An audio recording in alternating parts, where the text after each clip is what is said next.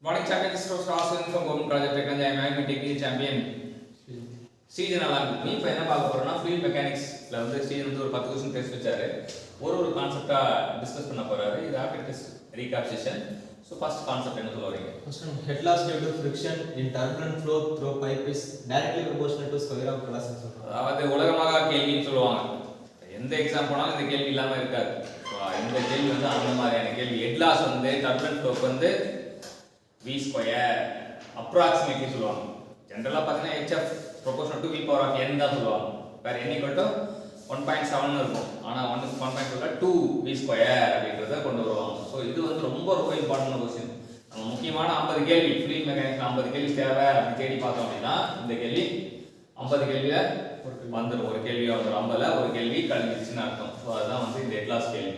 அடுத்த கேள்வி என்ன? Velocity distribution in a turbulent boundary layer follows the logarithmic law. இது வந்து அதே போல தான். இந்த velocity distribution வந்து ரொம்ப முக்கியமான கேள்வி. velocity turbulent flowக்கு logarithmic law அப்படிங்கிறது தெரிஞ்சிக்கலாம். turbulent flowக்கு velocity distribution அப்படினா logarithmic. அதே வந்து லேமினாருக்கு parabolic-ஆ இருக்கும். ரெண்டு கம்பேரிசன்ல லேமினாருக்கு parabolic-ஆ இருக்கும். அதே போல அங்க மேல head loss due to friction in laminar flow ன்னு பாத்தீங்கன்னா அது hf proportional to v. So அங்க v laminar flow க்கு v turbulent flow க்கு v square. இங்க வந்து laminar flow க்கு parabolic-ஆ இருக்கும்.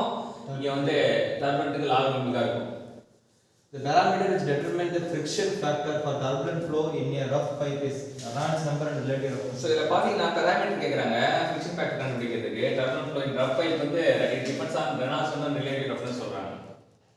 Intensity of turbulence root mean square value of turbulent velocity fluctuation. Intensity of turbulence அப்படினா என்ன அப்படிங்கற கேள்வி. அதுதான் வந்து RMS value of turbulent velocity fluctuation.